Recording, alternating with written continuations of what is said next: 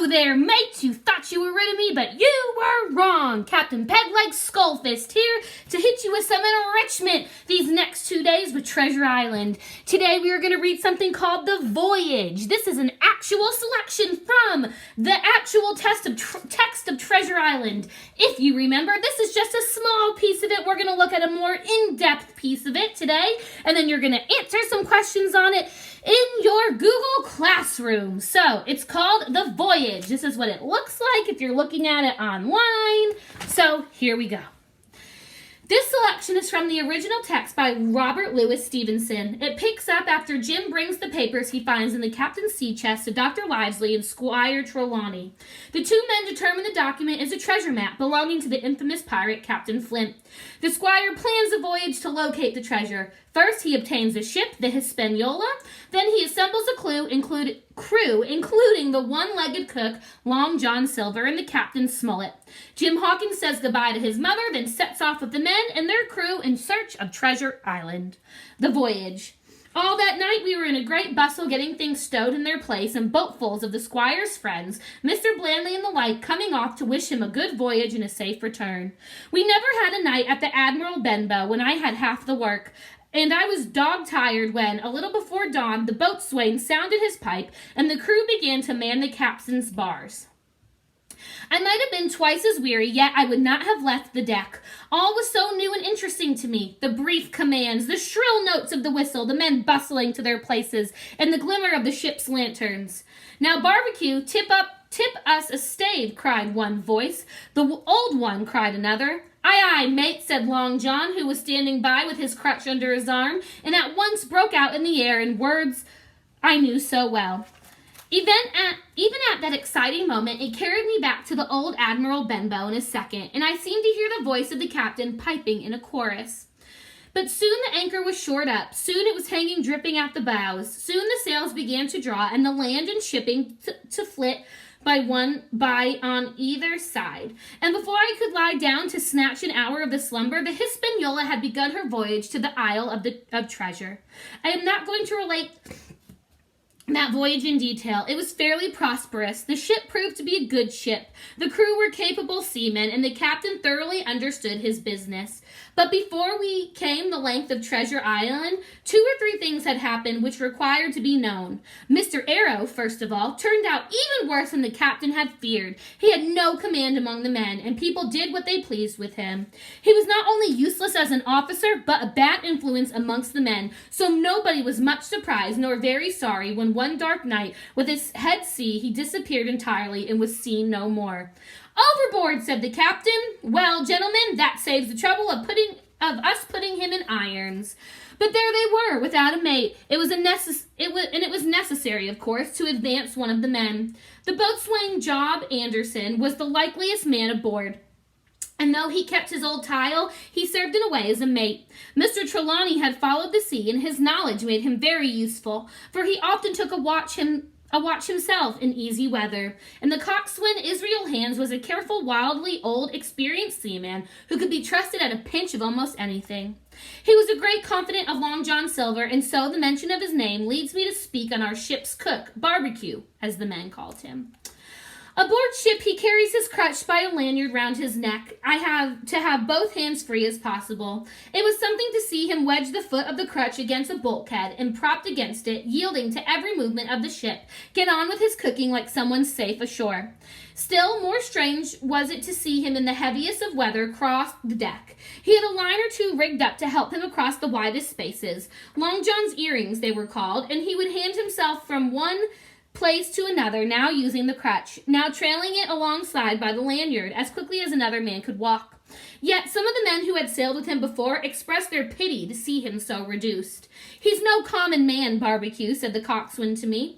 "He had good schooling in his young days, and can speak like a book when so minded. And brave, a lion's nothing alongside of Long John. I'd seen him grapple 4 and knock their heads together, him unarmed." All the crew respected and even obeyed him. He had a way of talking to each and doing everybody some particular service. To me, he was unweirdly kind and always glad to see me in the galley. which he kept clean as a new pin, the dishes hanging up burnished, and his parrot in a cage in one corner. "Come away, Hawkins," he would say. "Come and have a yarn with John. Nobody more welcome than yourself, my son. Sit down and hear the news. Hear Captain Flint's, I call my parrot Captain Flint, after the famous buccaneer. Here's Captain Flint's predicting success to our voyage." "Was it you, Captain?" The parrot would say with great rapidity, "Pieces of 8, pieces of 8, pieces of 8, till you wondered that it was not out of breath, or till John threw his handkerchief over the cage. "Now that bird," he would say, "is maybe 200 years old, Hawkins. They live forever mostly, and if anybody's seen more wickedness, it must be the devil himself. She sailed with England, the great Captain England, the pirate. She's been at Madagascar and at Malabar and Suriname and Providence and Portobello. She was at the fishing up of the wrecked plate ships. It's there she learned pieces of 8, and little wonder, 350,000 of them, Hawkins. She was at the boarding of the Victory of the Indies out of Goa. She was, and to look at her you would think she was a babby. But you smelt powder, didn't you, Captain? Stand by to go about," the parrot would scream. "Ah, she's a handsome craft, she is," the cook would say, and give her sugar from his pocket, and the bird would peck at the bars and swear straight on, passing belief for wickedness. "There," John would add, "you can't touch pitch and not be mucked, lad. Here's the poor old innocent bird of mine swearing blue fire, and none the wiser you may lay to that." She would swear the same in a manner of speaking before Chaplain, and John would touch his forelock with a solemn way he had that made me think he was the best of men. In the meantime, the squire and Captain Smollett were still on pretty distant terms with one another.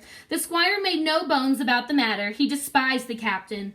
The captain on his part never spoke, but when he was spoken to, and then sharp and short and dry, and not a word wasted. He owned when driven into a corner that he seemed to have been wrong about the crew, that some of them were as brisk as he wanted to see, and all had behaved fairly well. As for the ship, he had taken a downright fancy to her. "She'll lie a point nearer the wind than a man has a right to expect, sir, but," he would add, "all I say is we're not going home again, and I don't like the cruise." The squire at this would turn away and march up and down the deck, chin in air. "A trifle more than of that man," he would say, "and I shall explode." We have had heavy weather, which only provided the qualities of the Hispaniola. Every man on board seemed well content, and they must have been hard to please if they had been otherwise, for it is my belief that there was never a ship's company so spoiled since Noah put to sea. Double grog was going on the least excuse. There was a duff on odd days, as, for instance, if the squire heard it was a man's birthday, and always a barrel of apples standing broached in the waist for anyone to help themselves that had a fancy. "Never knew good could come of it yet," the captain said to Dr. Livesley. "Spoil forecaster hands makes devils, that's my belief. But good did come of the apple barrel, as you shall hear, for if it had not been for that, we should have no note warning and might have perished by the hand of treachery. This was how it came about. We had run up the trades to get the wind for the island we were after. I am not allowed to be more plain. And now we're running down for it with a bright lookout day and night. It was about the last day of our outward voyage by the largest computation, sometime that night, or at latest before noon of the morrow, we should sight the treasure island. We were heading south-southwest and had steady breeze abeam in a quiet sea. The Hispaniola rolled steadily, dipping her bowsprit now and then with a whiff of spray. All was drawing alow and aloft. Everyone was in the bravest of spirits because we were now so near an end of the first part of our adventure.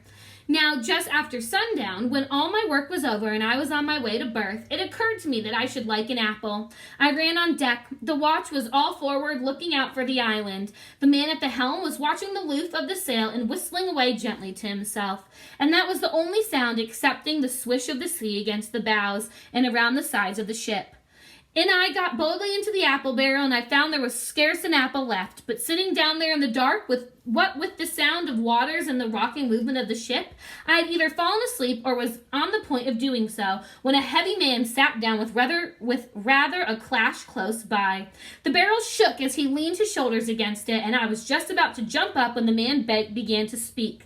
It was Silver's voice, and before I had heard a dozen words, I would not have shown myself for all the world, but lay there, trembling and listening, in the extreme of fear and curiosity. For from these dozen words I understood that the lives of all the honest men aboard depended upon me alone. So, friends, that was an actual reading from the real book. We've already heard that story in our book, but this is a different version of it. Don't forget to go onto Google Classroom and fill out your assignment that goes with this enrichment. It will be under enrichment number 1. I hope you enjoyed my reading to you. Tomorrow is our last day together, and I will miss you dearly, but check in one more time to see my beautiful face and finish up our story. Over and out. Ahoy!